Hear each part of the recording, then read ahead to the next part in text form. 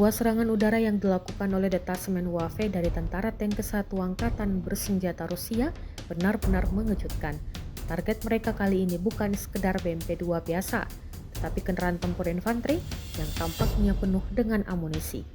Rekaman BMP yang membara diunggah di Telegram pada Selasa 18 Februari 2025. Saat drone Rusia menghantam BMP tersebut, ledakan dahsyat pun terjadi, mengonfirmasi bahwa kendaraan itu membawa muatan besar peluru.